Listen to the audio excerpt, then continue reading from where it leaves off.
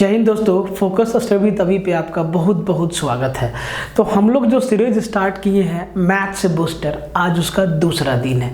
Number system का हम लोग पूरा का पूरा PYQ का ऑपरेशन कर रहे हैं, चाहे वो SSC में आया हो, चाहे वो रेलवे में आया हो, TCS द्वारा पूछा गया जो भी सवाल है उन सब सवालों को हम लोग मैथ्स बूस्टर सीरीज में देख रहे हैं। तो आज दूसरा दिन है और आज हम लोग वहाँ से आगे बढ़ेंगे जहाँ हम लोग पिछला क्लास में छोड़े थे। तो देखिए, अब ना आपको हम फिर से बता रहे हैं कि आपको प्रीवियस ईयर क्वेश्चन की प्रैक्टिस करने की आवश्यकता बिल्कुल नहीं है। आपका यहाँ से कंप्लीट आपका कंसेप्ट के साथ, समझ के साथ कंप्लीट हो जाएगा सारा का सारा प्रीवियस ईयर। हाँ, क्वेश्चन रिपीट नहीं होगा। जो क्वेश्चन 2 बार पूछा गया है, बहुत ऐसे सवाल हैं जो SSC से उठा के रेलवे में डाल दिया गया है, थोड़ा बहुत चेंज करके या एकदम एज इट इज डाल दिया गया है, तो हम उनको रिपीट मोड पे नहीं लेंगे। ठीक है, तो आपको ना कंप्लीट सीरीज देखने से ही फायदा होगा। आप ये ध्यान दीजिएगा, बहुत बड़ा बर्डन आपके सर से हम लोग हटाने का काम कर रहे हैं। प्रीवियस ईयर आप खुद से लगाएंगे, कई सारे उसमें डॉट्स आएंगे, आप समझेंगे नहीं, आपका दिमाग भटकेगा। सबका एक सॉल्यूशन है मैथ बूस्टर सीरीज, जो आपको फ्री ऑफ कॉस्ट यूट्यूब पे मिल रहा है। ठीक है, तो आपको ना इस सीरीज के अहमियत को समझना होगा कि इसके अंदर है क्या। हाँ, एक चीज़ है, स्मार्ट बोर्ड नहीं है, वाइट बोर्ड है। क्वेश्चन वही है, क्वेश्चन सारे के सारे वही है। और आप देखिएगा, क्वेश्चन लड़ेगा भी यहीं से। प्रीवियस ईयर के बीच से ही आपके सारे के सारे क्वेश्चन आते हैं अभी तक, और आगे भी आएंगे। जरूरी नहीं कि सेम क्वेश्चन जुड़ जाएगा, यहीं से, इसी के अंदर से आपका सारा का सारा कंसेप्ट वहाँ पे लड़ेगा। ये आपको ध्यान देना है। और आपको अगर कंप्लीट मैथ्स पढ़ना है एकदम बेसिक से एडवांस, तो अभी चल रहा है मैथ्स 299 का अर्थमेटिक प्लस एडवांस बाइलिंगुअल। कहाँ मिलेगा? फोकस स्टडी विद अभी ऐप पे। इसका लिंक डिस्क्रिप्शन में दिया गया है। आप वहाँ से ऐप को डाउनलोड कर लीजिएगा और फिर आप कोर्स को एक्सप्लोर कर लीजिएगा। फोकस स्टडी विद अभी आपको प्ले स्टोर पे भी मिल जाता है, आप वहाँ से भी डाउनलोड कर सकते हैं। अगर आपको मैथ के साथ रीजनिंग और साइंस का भी पैक चाहिए तो ये 499 का है, आप इसको भी एक्सप्लोर कर सकते हैं। साइंस आपको पढ़ाएंगे अभिषेक सर, अभी सर। ठीक है, ये आपको साइंस पढ़ाएंगे। और इनका साइंस पढ़ाने का तरीका तो अब देखिए, पेज पे लिख लिख के एक एक चीज़ का नोट्स बना के एक एक चीज़ समझा के आपको बताते हैं। ठीक है, तो ये जो आपका मैथ्स बूस्टर है ना, वेरी वेरी इंपॉर्टेंट है। जो भी आपका रेलवे का अपकमिंग एग्जाम है, सारा एग्जाम एक साथ प्रीवियस ईयर एक जगह आपका कंप्लीट होने वाला है। आपको कहीं और जगह जाने की आवश्यकता बिल्कुल नहीं है। हम लोग सीरीज वाइज हर एक चीज़ को यहाँ पे कंप्लीटली देखेंगे। ठीक है, तो पूरा लेक्चर देखना है शुरू से लेके आखिरी तक। और एक बात और, टेलीग्राम ज्वाइन करना तो बिल्कुल ना भूलेंगे, इसका लिंक डिस्क्रिप्शन में दिया हुआ है। इससे पहले जो आपका क्लास हुआ है उसका भी लिंक दिया हुआ है। अब वहाँ से आप पहले उस लेक्चर को देखिएगा, फिर आप इस लेक्चर को देखिएगा अगर आप इसी लेक्चर में आए हैं सीधा तो।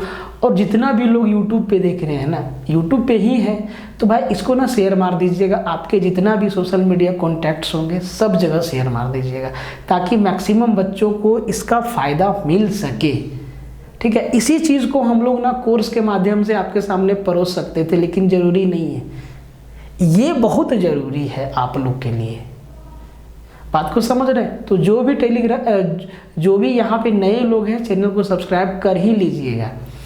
और अगर कुछ आपको नहीं समझ में आता है, कुछ आपको लगता है कि इसमें और भी ऐड ऑन किया जा सकता है, तो आपके फीडबैक का बेसब्री से इंतज़ार रहता है। आप कमेंट बॉक्स में फीडबैक डालिए ना अपना, या अगर नहीं आप वहाँ पे डालते हैं तो नीचे डिस्क्रिप्शन में कॉन्टैक्ट नंबर भी दिया हुआ, आप उस पर भी हमें फीडबैक दीजिए ना सर। ज़रूरत है कि इसमें क्या ऐड ऑन और किया जाए, कि ताकि ना आपका एक एफर्ट में, एक प्रयास में, एक मेहनत और एक बार में मल्टीपल एग्ज़ाम आप क्रैक कर सके। समझ रहे हैं? तो पूरा लेक्चर देखना भाई, शुरू से लेके आखिरी तक देखना, और हर एक लेक्चर को अटेंड जरूर करना। और अगर आप क्वेश्चन को बना पा रहे हैं तो कमेंट में आंसर जरूर दीजिएगा। और हाँ, आप जब लेक्चर देखने बैठ रहे हैं तो पेन पेपर लेके बैठिएगा, ताकि आप मेरे साथ साथ प्रैक्टिस करते चले जाइएगा। आप कोई भी प्रीवियस ईयर बुक देख लीजिए, किसी भी पब्लिकेशन का बुक देख लीजिए आपको यही सब सवाल मिलेगा। तो अच्छा है ना कि हम लोग यहाँ पे समझ के डिस्कस कर रहे हैं, हम लोग स्मार्ट अप्रोच भी सीख रहे हैं। भाई स्मार्ट अप्रोच कुछ नहीं होता है, आप कंसेप्ट को कितना गहराई से समझते हो और कितना खूबसूरती से आप उसको अप्लाई कर देते हो, कम से कम रफ करके, वही तो स्मार्ट अप्रोच है। और है क्या? सेशन का पहला सवाल, ये सवाल ना हमको मल्टीपल मोड में कम से कम 10 बार से भी ज़्यादा मिला है, इसीलिए इसको ना सिर्फ हम आरआरबी लिखे हैं। 10 बार से ज़्यादा पूछा है डिफरेंट शिफ्ट में और डिफरेंट एग्जाम में, कभी एनटीपीसी में, तो कभी ग्रुप डी में, तो कभी आपका एएलपी में, कई बार पूछा गया। बहुत इंपॉर्टेंट सवाल है। तो कहता है कि इन अ division sum the divisor is 10 times the quotient and 4 times the remainder. What is the dividend if the remainder is 45? अब इसका ना थोड़ा सा आपको बेसिक बता देते हैं, थोड़ा सा बेसिक बताते हैं कि हम जब भाग लगाते हैं बचपन से, जब कविता मैडम बोलती थी कि भाग लगाइए, तो हम लोग ऐसे लगाते थे भागा, ऐसे लगाते थे भागा, एक नंबर यहाँ होता था, एक नंबर यहाँ होता था, यहाँ पे कितना बार भागा देते थे और कुछ बच जाता था उसको यहाँ लिखते थे। तो इसको इसको भाजक बोलते हैं, इसको भाज्य बोलते हैं, इसको भागफल और इसको शेषफल, इसको डिविजर बोलते हैं, इसको डिविडेंड बोलते हैं, इसको कोसेंट बोलते हैं और इसको रिमाइंडर बोलते हैं। तो कहता है कि भाजक जो है भागफल का 10 गुना है और शेषफल का 4 गुना है। ये जो हमारा भाजक है ना, ये जो हमारा भाजक है वो भागफल का 10 गुना है और शेषफल का 4 गुना है। अगर ये शेषफल मेरा 45 बता दिया है तो 45 का 4 गुना कितना? 180।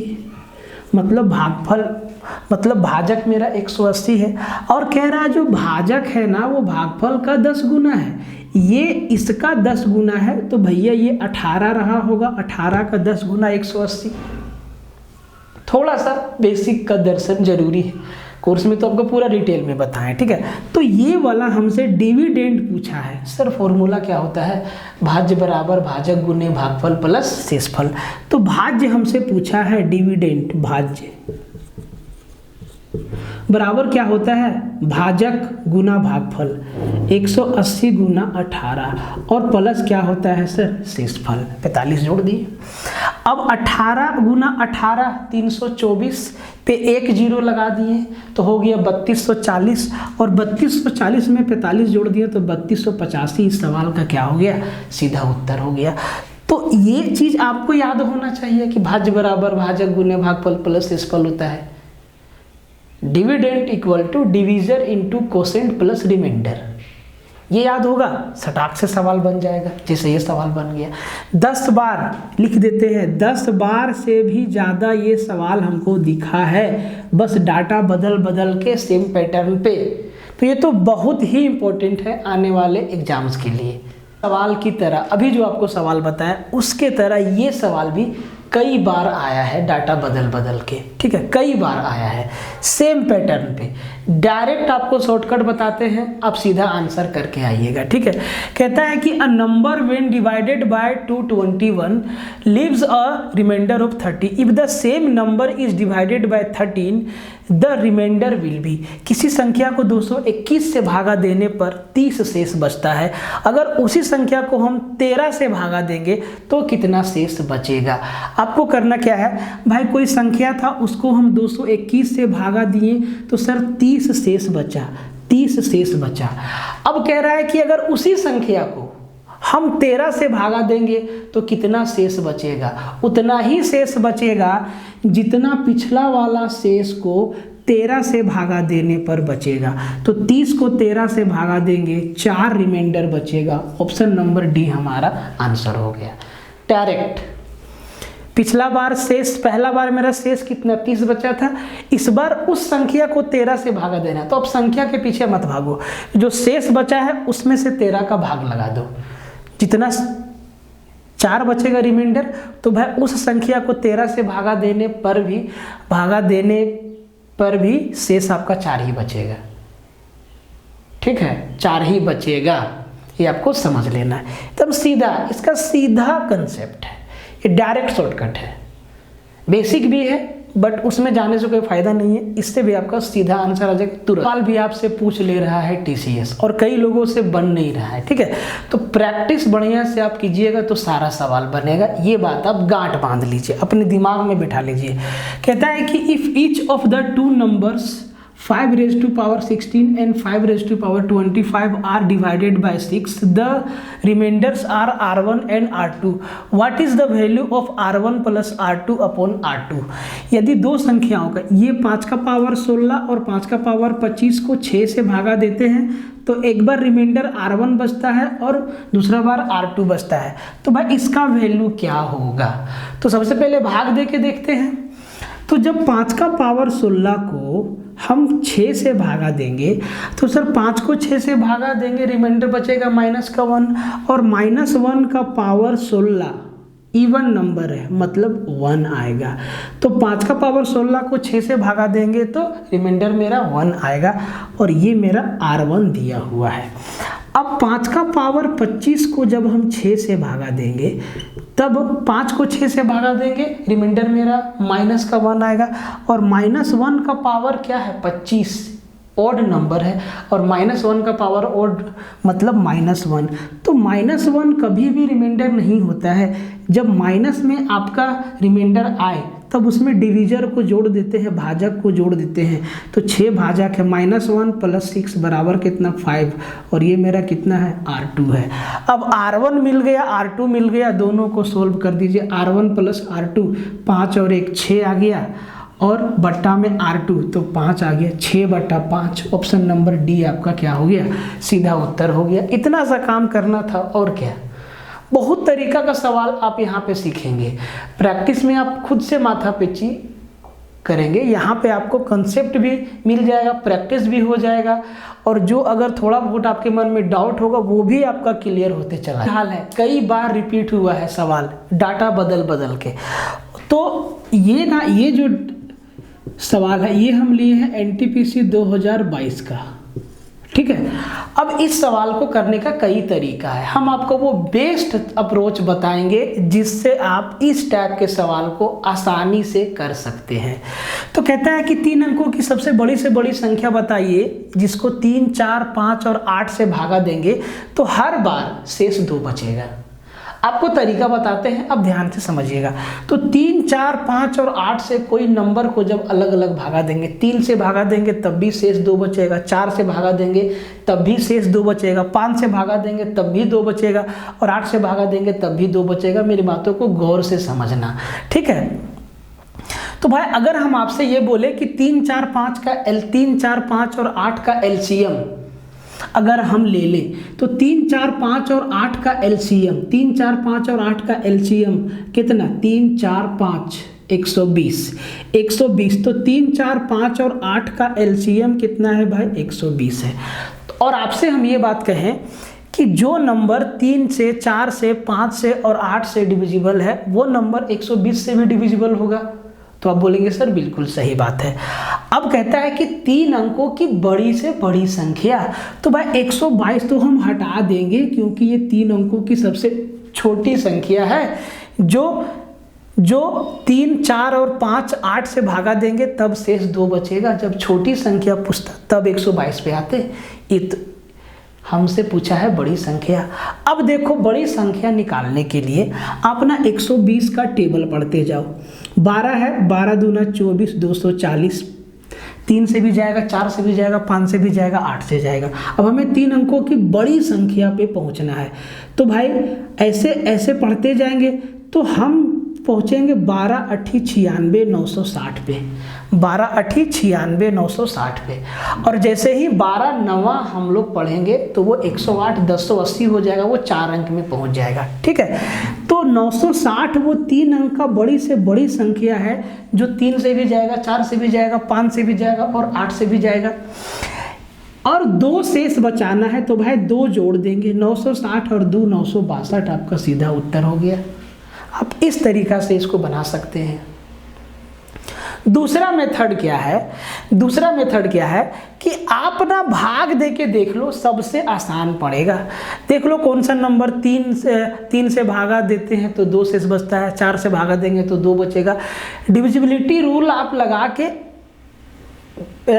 उससे भी आप इस सवाल को सोल्व कर सकते हैं। ये तो मेथड आपको हम बेस्ट बताया है, ठीक है, कि इनका एलसीएम देख लो और भाई एक बार टेबल में घूम जाओ, 3 अंकों तक आपको रहना है। तो 8 बार में 12 8 96 960 होता है और 12 9 108 होता है, तो वो 1080 हो जाएगा। 120 गुना 9 1080 हो जाएगा। तो 8 बार में 960 मिला, 3 अंक का बड़ा से बड़ा संख्या, और 2 शेष बचाना है तो 2 जोड़ दिए, सीधा 962 आपका उत्तर आ गया। कितना एफर्ट लगेगा इसमें बताइए। एनटीपीसी में भी आया है, एएलपी में भी आया है और एसएससी में भी कई बार इस टाइप का सवाल आया और कई बार आया है, ठीक है। बेस्ट मेथड हम आपको इसका बता रहे हैं। आप अभी हम जो सवाल बताएं उसी पे बेस्ट है। आप कहेंगे सर अभी जो आप तरीका बताएं कि इनका एलसीएम लेके और उसका मल्टीपल देखेंगे तो यहाँ तो बड़ा से बड़ा नंबर है तो हम फंस जाएंगे। भाई अगर वो तरीका मेरा फेल होता है ना तो हम डिविजिबिलिटी रूल वाला तरीका लगाएंगे। अब ये सवाल कहता है कि 5 अंकों की बड़ी से बड़ी संख्या जिसे 7 9 और 11 से भाग देने पर प्रत्येक स्थिति में 3 शेष बचेगा।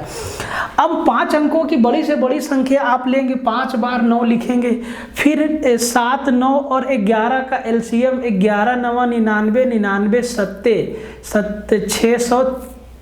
693। अब जो है 5 बार 9 को 693 से भाग देंगे, फिर जो शेषफल बचेगा उसको 5 बार 9 में घटाएंगे, तब जाके आपका उत्तर आएगा। हम आपको डिविजिबिलिटी रूल से उड़ा देते हैं, इस सवाल को समझिएगा। तो ये जो चारों ऑप्शन है उसमें 3 ज़्यादा है, उसमें 3 क्या है ज़्यादा है। 7 से भागा देंगे तो एक ऑप्शन ऐसा होगा 3 शेष बचेगा, 9 से भागा देंगे तो 3 शेष बचेगा, 11 से भागा देंगे तो 3 शेष बचेगा। सबसे आसान किसका डिविजिबिलिटी रूल है? 9 का डिविजिबिलिटी रूल है। तो कोई नंबर 9 से अगर भागा जाता है मतलब उसका डिजिट का सम 9 से कट जाता है। देखो भाई तरीका बता रहे हैं, और ऐसा ना ऑप्शन चेंज करने की आदत नहीं है हमको, जो आया उसी को रख दिए। एग्जामिनर का माइंडसेट ही ऐसा है, उसको हम लोग पकड़ने का कोशिश करते हैं बार बार, ठीक है। तो अब आप देखिए 9 9 से गया और 5 4 9 9 से गया, मतलब इसमें 8 शेष बचा है, तो ये नंबर तो होगा नहीं, ठीक है। हमें 3 शेष बचना चाहिए। तो ये 9 9 से गया और ये 8 6 14 और 5 19 में 18 तक काट दिए, 1 और 8 9, ये तो 9 से पूरा कट जा रहा है, तो इसको होल्ड पे रखते हैं, ठीक है। ये तो होगा ही नहीं आंसर, क्योंकि ये 9 से पूरा कट जा रहा है। अब इसको देखो, 9 9 से गया, 7 और 2 9 से गया, 6 बचा, तो इसमें 6 शेष बच रहा है। अब आंसर आपके सामने है। 9 9 से गया, 9 9 से गया, 7 5 12 में 9 तक काट दे रहे हैं, मतलब ये 3 शेष बचेगा।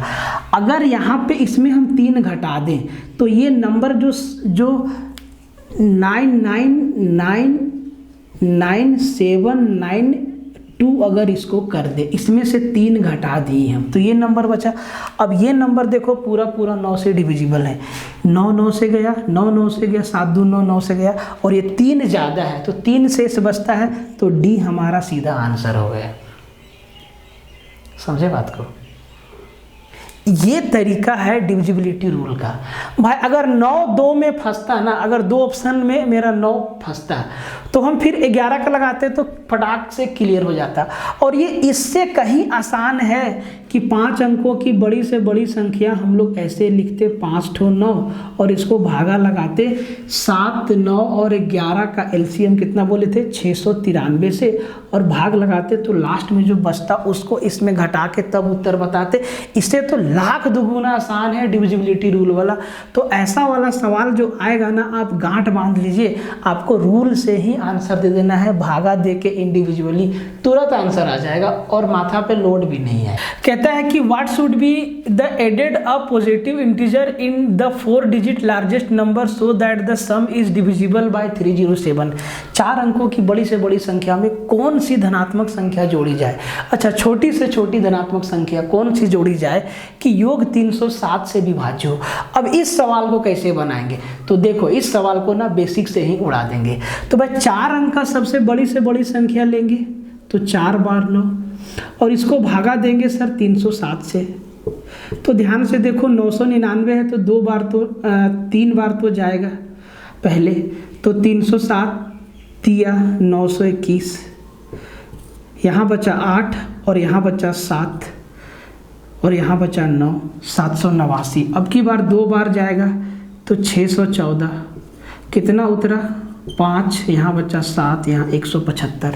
अब ध्यान से देखिए 307 से 175 छोटा है, 175 शेष बच गया। अब यहाँ के बाद आपको करना क्या है, 175 में हम क्या जोड़ दें कि 307 से कट जाए। तो हम बहुत सारा नंबर जोड़ सकते हैं जो 307 से कटेगा, लेकिन छोटा से छोटा संख्या जोड़ना है 175 में। ये चीज़ हम छोड़ दिए हैं, छोटी से छोटी धनात्मक संख्या जोड़ना है। तो भाई आप देखिए कि 307 से 175 कितना कम है, तो 2 3 132 कम है। तो अगर हम 375 में 132 और जोड़ दें, 132 हम और जोड़ दें तो ये कितना हो जाएगा 307 हो जाएगा और एक बार में ये कट जाएगा। तो आपको जोड़ी जाने वाली संख्या क्या मिला, 132 हमारा उत्तर है। 132 आया कहाँ से, तो 307 में 175 को घटा दिए, सीधा उत्तर आ गया। कितना टाइम लगेगा आपको, इतना तो कैलकुलेशन आपको आना चाहिए। ऐसे ही आपको सब कुछ नहीं मिल जाएगा, तपना पड़ेगा, जलना पड़ेगा, मेहनत करना पड़ेगा। आप हम ही को देख लीजिए, लिखते हैं मिटाते हैं, लिखते हैं मिटाते हैं, लेकिन आपको समझाने में किसी भी तरीक़ा से कसर नहीं होता है कि 109 से 121 तक, 109 से 121 तक कितनी अभाज्य संख्याएं हैं, दोनों संख्या शामिल। 109 से लेके 121 तक कितना अभाज्य संख्या है। आप मेरा एक बात समझ लीजिए, प्राइम नंबर पे एनटीपीसी में, एएलपी में, ग्रुप डी में बहुत सारा सवाल पूछा है, करीबन 50 से 60 सवाल पूछा है सिर्फ प्राइम नंबर पे। सबसे 2 अंकों का सबसे छोटा प्राइम नंबर, 3 अंकों का सबसे बड़ा प्राइम नंबर, 1 से लेके 50 तक कितना प्राइम नंबर है, 1 से लेके 100 तक कितना प्राइम नंबर है, 1 से लेके 500 तक कितना प्राइम नंबर है। इस टाइप का डिफरेंट सवाल पूछा है प्राइम नंबर से, जो हम आपको कोर्स में डिटेल में बताए हैं और वो वीडियो यूट्यूब पे भी अवेलेबल है। हम उसका लिंक डलवा देंगे और उससे ना आपका एक भी सवाल बाहर नहीं जाएगा। हम आपको 1 से लेके 10,000 तक के बीच प्राइम नंबर में कैसे कैसे सवाल पूछा जाता है सब कुछ बताए हैं। और जो आपको पीडीएफ दिए हैं ना, उसमें 1 से लेके 1000 तक तो प्राइम नंबर लिखा हुआ है। तो बहुत सवाल ऐसा आया है जिसमें आपको जानना होगा कि कौन सा प्राइम नंबर है, नहीं तो ढूंढने जाएंगे तो बहुत मुश्किल हो जाएगा। ठीक है, तो उसका लिंक हम डलवा देंगे। बहुत सारा सवाल आया है, 4 ऑप्शन दे दिया है और आपसे पूछा है कि कौन सा ट्विन प्राइम नंबर से। भाई सब कुछ लिख दिए हैं, लिख के बताए हैं और उसका पीडीएफ भी दिए हैं। उसका पीडीएफ टेलीग्राम पे भी है, अब जाके देखिएगा। एकदम मोस्ट इम्पोर्टेंट पीडीएफ है वो, जो कोर्स के हिसाब से हम सारा का सारा पीडीएफ बनाते हैं वैसे है वो। बहुत ज़रूरी चीज़ है, आप उसको ज़रूर देखिएगा। और उस वीडियो का भी हम लिंक आपको डलवा देंगे नीचे। ठीक है, तो इसमें पूछा है कि 109 से 121 तक कितना प्राइम नंबर है। तो सर आपको जानना पड़ेगा, नहीं तो आप एग्जाम में ढूंढेंगे क्या 109 प्राइम है, क्या 110 प्राइम है, क्या 111 प्राइम है, से लेके आप 121 तक ढूंढेंगे।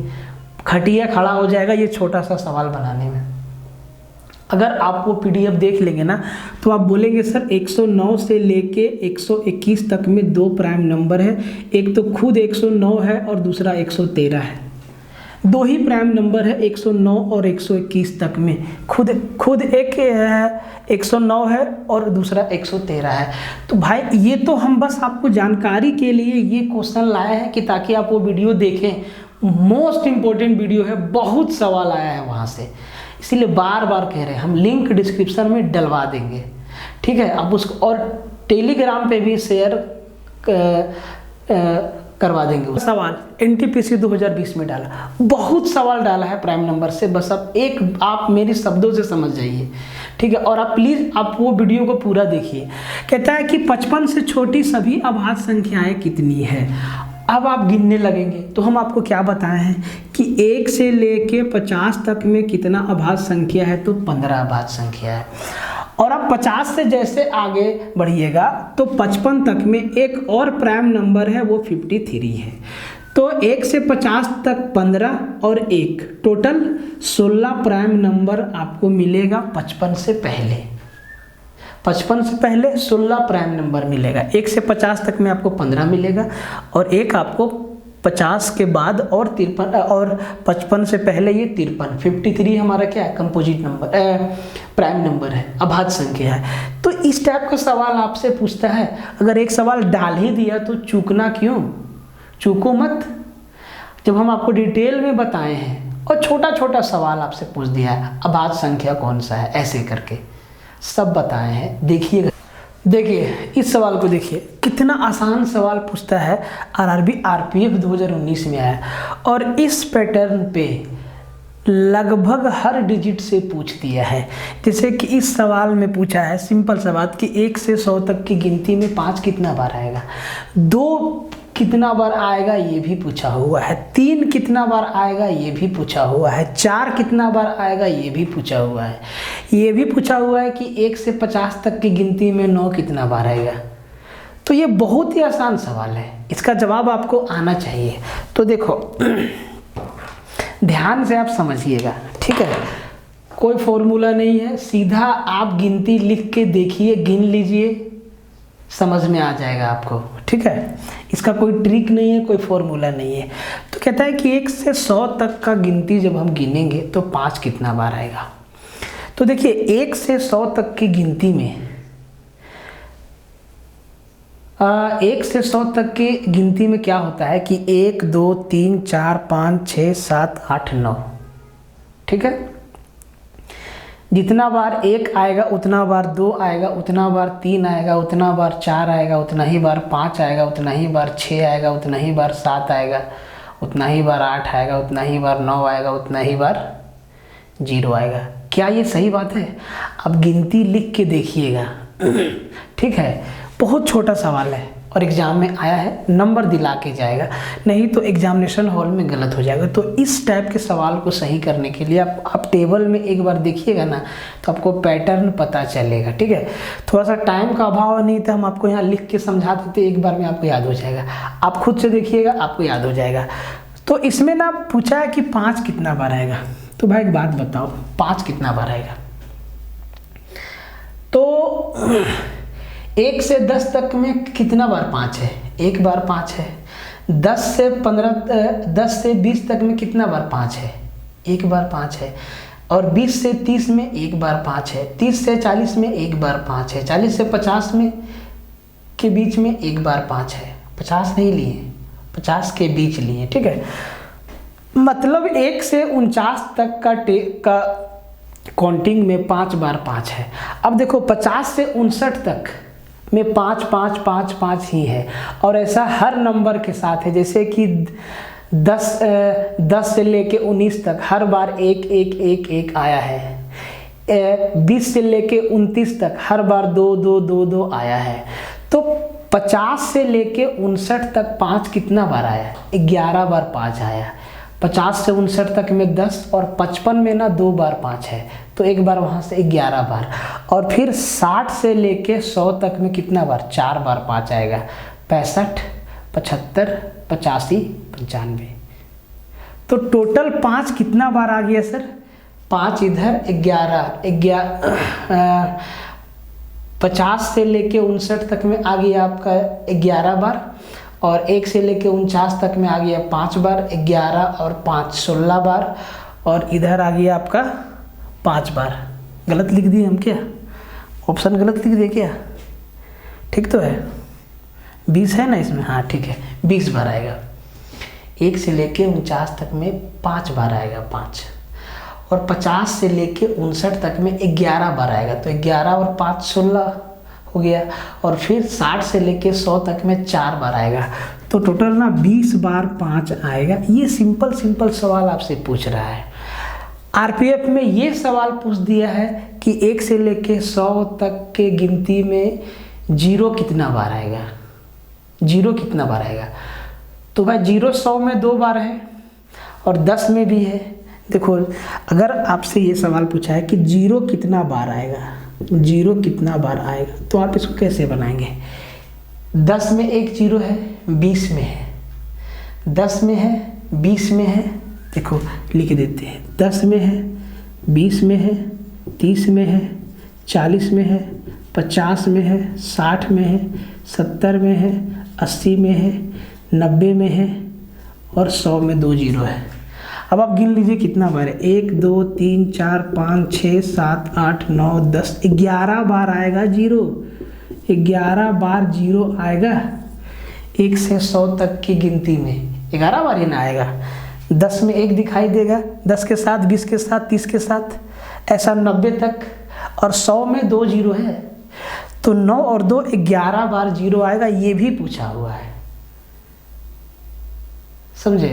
तो इतना आसान सवाल पूछा हुआ, तो हम इन सब सवालों को बार बार नहीं लाएंगे, बस आप समझ लीजिए कि गिनती से भी सवाल आपका आया हुआ है आरपीएफ में, ठीक है। क्या क्या पूछा है अभी तक हम आपको बता दे रहे हैं। ये 5 तो हो गया, आपसे पूछा है कि 0 भी हो गया, आपसे पूछा है कि 2 कितना बार आएगा, 4 कितना बार आएगा, 6 कितना बार आएगा। ये पूछा हुआ है, ये चीज़ पूछा हुआ है। 5 का, 0 का, 2 का, 4 का, 6 का। क्या इस टाइप का सवाल टीसीएस नहीं बना सकता है? एकदम बना सकता है। तो समझदार के लिए इशारा काफ़ी है कि इस पे आप प्रैक्टिस कर लीजिए थोड़ा। गिनती तो आज तक सिर्फ सीखे हैं, अब गिनती को थोड़ा गहराई से समझिए। अब कल के डेट में ये भी ना पूछ दे, अच्छा पूछ दे, क्या पूछा हुआ है कि 1 से 50 तक की गिनती में कितना बार 2 दहाई के अंक पे आया है, ये भी बता देते हैं आपको, ठीक है। कितना बार 2 दहाई के अंक पे आया है, इसको भी समझ लीजिए, ठीक है। 2 दहाई के अंक पे कितना बार आया है, दहाई के, इकाई के अंक पे नहीं, दहाई के अंक पे। तो भाई दहाई के अंक पे 2 आना शुरू होगा 20 से, 20, 21, 22, 23, 24, 25, 26, 27, 28 और 29। 10th प्लेस पे दहाई के अंक पे कितना बार आएगा 2। देखो 20 से 29 तक, और तो कहीं दहाई के अंक पे 2 आपको दिखेगा नहीं, ठीक है। दहाई के अंक पे देखो, तो 2 दहाई के अंक पे 1 2 3 4 5 6 7 8 9 10 बार, 10 बार आएगा 2। ये भी पूछा है आपसे कि 1 से 100 तक की गिनती में 2 दहाई के अंक पे कितना बार आएगा, तो 10 बार आएगा दहाई के अंक पे। इसके अलावा और कहीं भी 2 आएगा दहाई के अंक पे? नहीं आएगा। अब आपको इसी पैटर्न को समझना है। देखो प्रैक्टिस का तरीका क्या होता है अभी आपको समझ में आ जाएगा। अगर 2 पूछा है तो ये भी हमको समझने में देर नहीं लगना चाहिए। कल को दूसरा डिजिट भी पूछ सकता है। अगर हमसे पूछ दे कि 3 कितना बार आएगा दहाई के अंक पे, तो 3 30 से लेके 39 तक ही रहेगा दहाई के अंक पे। अगर हमसे पूछे कि 4 कितना बार आएगा दहाई के अंक पे, तो 4 40 से लेके 49 तक में ही रहेगा दहाई के अंक पे, और कहीं तो दहाई के अंक पे नहीं रहेगा गिनती में। तो इस पे भी आपको प्रैक्टिस करना। ये सब छोटा छोटा सवाल है, इस सब में टाइम वेस्ट करने की आवश्यकता नहीं है। बस आपको एक आईना दिखाएं कि यहाँ से सवाल आया हुआ है। इस टाइप का ना 8 सवाल पूछा हुआ है एनटीपीसी 2021 में। कहता है कि 6 अंकों की सबसे बड़ी और 6 अंकों की सबसे छोटी संख्या का अंतर ज्ञात कीजिए। ये पूछा है एनटीपीसी 2021 का शिफ्ट 1 में, और इसी सवाल को पूछा है एनटीपीसी 2021 के शिफ्ट 2 में। अब शिफ्ट 1 में पूछा है अंतर, और शिफ्ट 2 में पूछ दिया है जोड़। 6 अंकों की सबसे बड़ी संख्या और 6 अंकों की सबसे छोटी संख्या का जोड़ क्या होगा, योग क्या होगा। देखिए तो अगर आप अच्छा से क्वेश्चन को पकड़िएगा तो बहुत फ़ायदा मिलेगा आपको, अपना एग्जामिनर के माइंडसेट को समझने का कोशिश कर सकते हैं थोड़ा सा, ठीक है। तो भाई 6 अंकों की सबसे बड़ी संख्या, तो आप कहेंगे सर 6 बार 9 लिख दीजिए, 3 4 5 6, यही ना है, हायर फंसता है यार, ठीक है। और 6 अंकों की सबसे छोटी संख्या, तो भाई 1 पर 5 जीरो लगा दीजिए, 1 2 3 4 5। अब एक बार इनका पूछा है अंतर और एक बार इनका पूछा है जोड़, ठीक है। तो यहाँ पे अंतर वाला सवाल है तो डिफरेंस, अब घटाना है तो है 9 9 9 9 9 और 9 में 1 गया 8, 8 पर 5 ठो 9, ठीक है। अब इसका जोड़ भी पूछा हुआ है कि 6 अंकों की सबसे बड़ी संख्या और 6 अंकों की सबसे छोटी संख्या का जोड़ बता दीजिए। तो भाई जोड़ क्या होगा, जोड़ घटाव का सवाल है ये, 9 9 9 9। भाई इस सवाल को कोई भी बनाएगा, 9 और 1 10, ये हो गया जोड़ और ये हो गया घटाव। तो ये सब छोटा छोटा सवाल है। और देखो जिनको 6 अंकों की सबसे बड़ी संख्या, 5 अंकों की सबसे छोटी संख्या नहीं मालूम है वो तो इसमें फंस जाएंगे ना। लेकिन आपको मालूम है, जब भी सबसे बड़ी संख्या पूछे, बोले कि सबसे बड़ी संख्या 1 अंक का तो 9, सबसे बड़ी संख्या 2 अंक का 99, सबसे बड़ी संख्या 3 अंक का 3 ठो 9, सबसे बड़ी संख्या 4 अंक का तो 4 बार 9, सबसे बड़ी संख्या 5 अंक का तो 5 बार 9। जब बड़ी पूछे, जितना पूछे उतना बार आपको 9 लगा देना है, सिंपल ना है। इतना आसान सा सवाल पूछ दिया है कि sum of 2 consecutive natural number is 313, then the smallest number is, 2 लगातार प्राकृतिक संख्याओं के वर्गों का योग, sorry sum of 2 consecutive number, ओहो मिस्टेक हो गया, sum of the square of the 2 consecutive number, 2 प्राकृतिक संख्याओं के वर्गों का योग, यहाँ पे लिख लीजिएगा वर्गों का योग, सवाल में मिस्टेक हो गया, वर्गों का योग, ठीक है, संख्याओं के वर्गों का योग। स्क्वायर्स का सम जो है 313 है, तो छोटा संख्या क्या है, ये आप बड़ा संख्या पूछेगा। अब इस सवाल को बनाने के लिए ना आपको क्वाड्रेटिक इक्वेशन सॉल्व करना ही पड़ेगा, और कोई ऑप्शन और कोई तरीका नहीं है।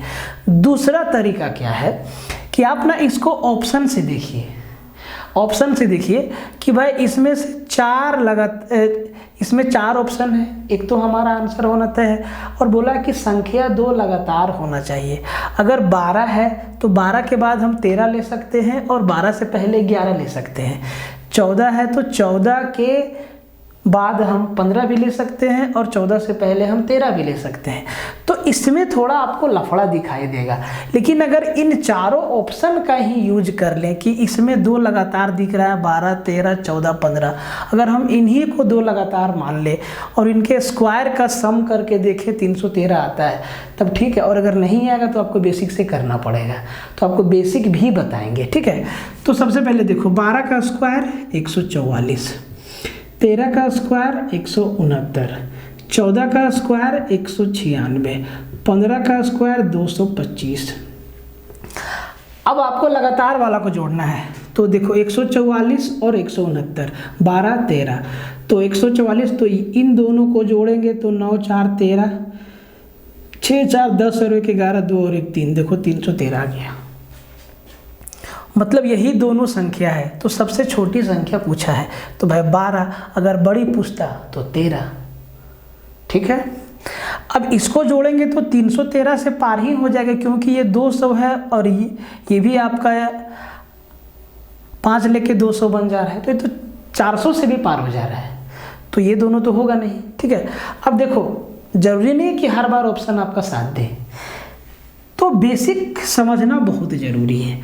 तो जो लगातार संख्या होता है ना, उनमें एक एक का अंतर होता है, 1 2 3 4 5 6 7 8 11 12 13 21 22 23 96 97 98, वो 1 का डिफरेंस होता है।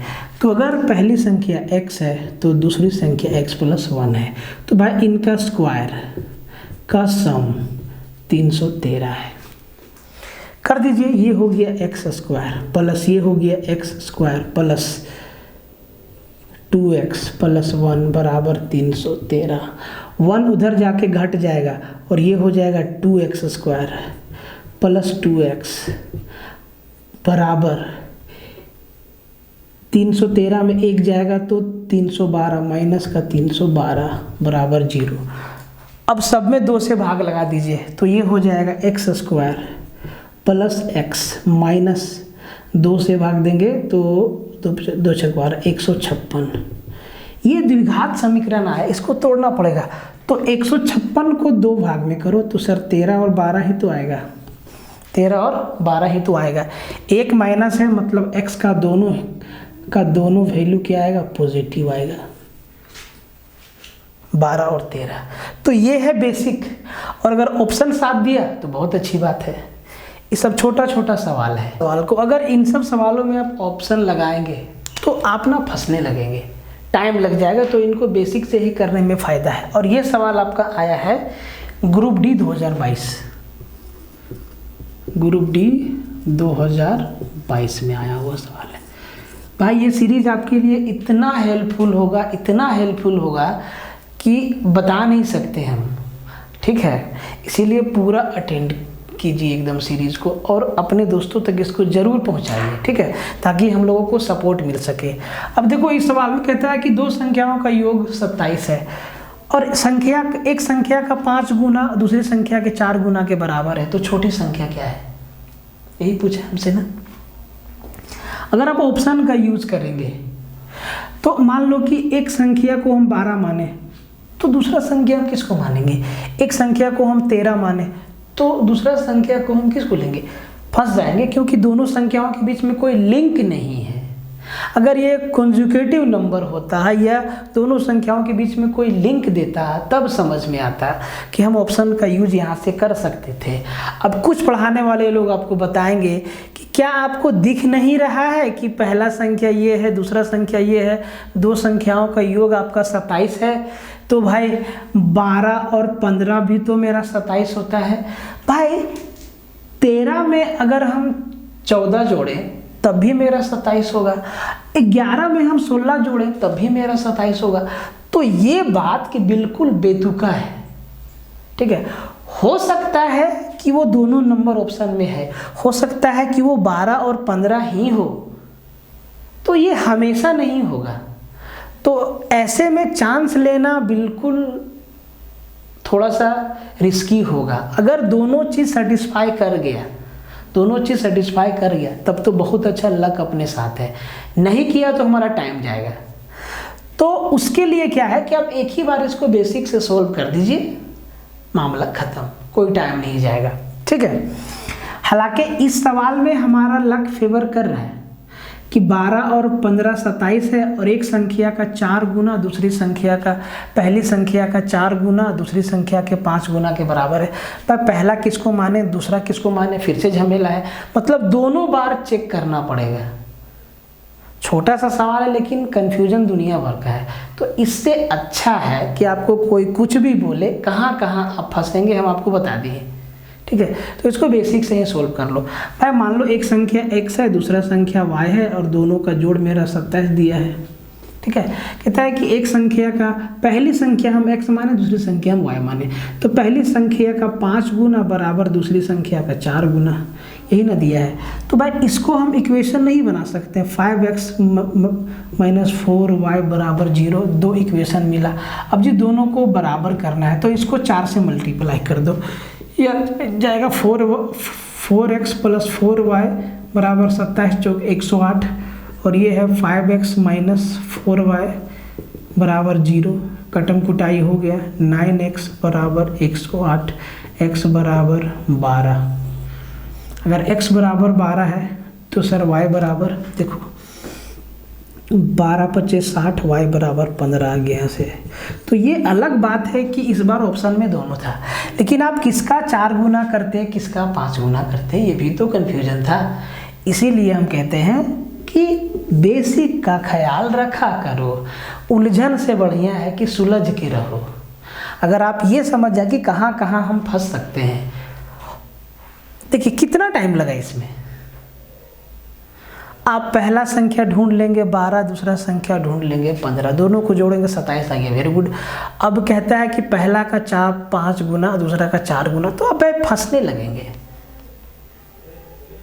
ठीक है, मेरा बात आपको तब समझ में आएगा जब आप इस टाइप के सवालों को प्रैक्टिस में लेंगे। हो सकता है अभी ना समझ में आए कि हम क्या कहना चाह रहे हैं आपको। इस सवाल को देखिए, ग्रुप डी 2022 में आया है और इस टाइप का 4-5 सवाल और आया है इसी टाइप का, ठीक है, जिसमें 2 वस्तु का प्राइस जोड़ के दिया रहता है और फिर उन्हीं का प्राइस निकालना रहता है। इसके लिए 2 इक्वेशन चाहिए और 2 इक्वेशन दिया रहता है।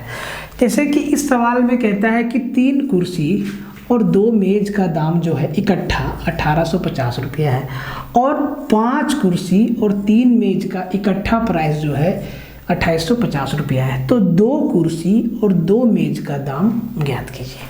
तो ये हम तभी कर पाएंगे जब हम एक चेयर और एक टेबल का प्राइस अलग अलग निकाल लेंगे, तभी हम इसका आंसर दे सकते हैं। ठीक है, तो ध्यान से देखो, 3 चेयर प्लस 2 टेबल का जो दाम है वो 1850 है और 5 चेयर प्लस 3 टेबल का जो प्राइस है वो 2850 है। सही लिखे हम,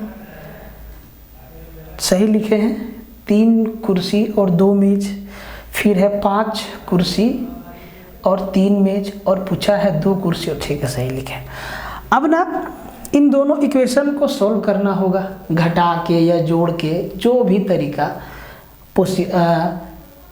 अच्छा हो जिससे हमारा आंसर जल्दी आ जाए। ठीक है, तो देखो आपको किसी एक को कैंसिल करना होगा, या तो आप चेयर वाला पार्ट को कैंसिल कर दो या आप टेबल वाला पार्ट को कैंसिल कर दो।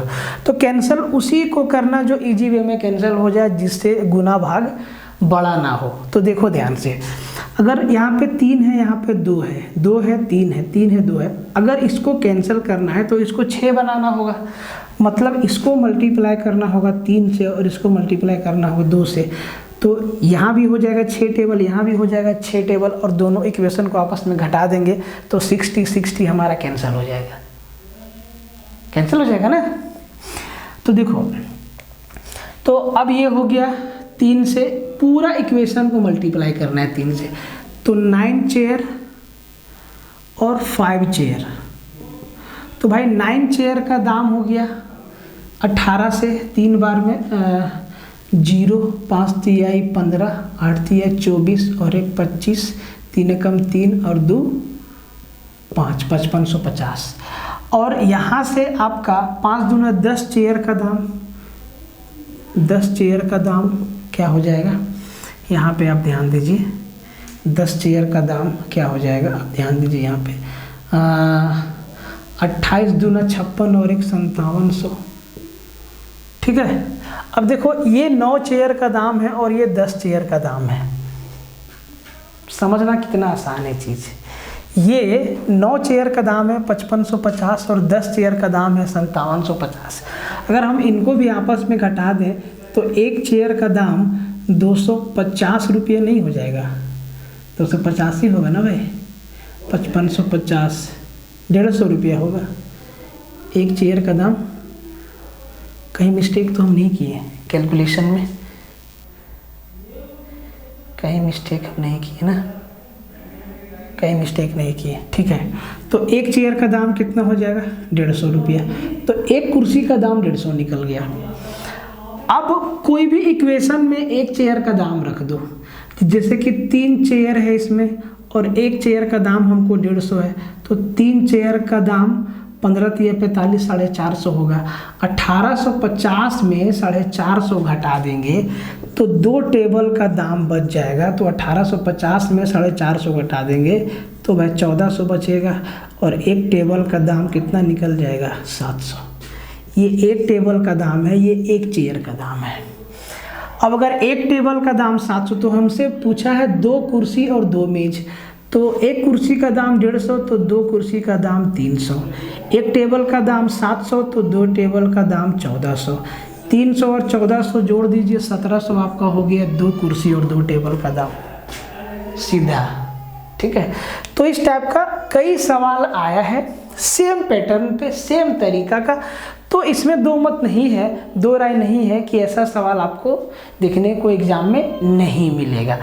तो आज के लेक्चर में हम लोग कितना कुछ सीखे। कल के लेक्चर में हम लोग बहुत ही इंपॉर्टेंट चीज़, जहाँ से टोकरी भर के सवाल आया है, इरेशनल नंबर और रेशनल नंबर से देखेंगे, और साथ ही साथ और बहुत सारा कंसेप्ट को देखेंगे। तो पहले तो रेशनल और इरेशनल से देखेंगे। इतना अच्छा सवाल आया, इतना प्यारा सवाल आया है, इतना बेसिक सवाल आया है कि अगर आप उनका आंसर नहीं दे पा रहे हैं एग्जाम में तो भाई आपके साथ दिक्कत है। आपको एक बार ढंग से पढ़ना चाहिए, ढंग से आपको मेहनत करना चाहिए। हम ये नहीं कह रहे कि आप मेरा ही कोर्स लेकर पढ़ो, नहीं, ज़रूरत है आप खुद से भी तो पढ़ सकते हैं, खुद से भी तो पढ़िए। Self study is the best study है, ठीक है। तो एक बार ध्यान से कल का लेक्चर और भी धारदार होगा, बहुत अच्छा। रेशनल नंबर से किस टाइप का सवाल आया है, इरेशनल नंबर से किस टाइप का सवाल, सबको कल फोड़ देंगे, ठीक है। मिलते हैं फिर, तब तक के लिए जय हिंद।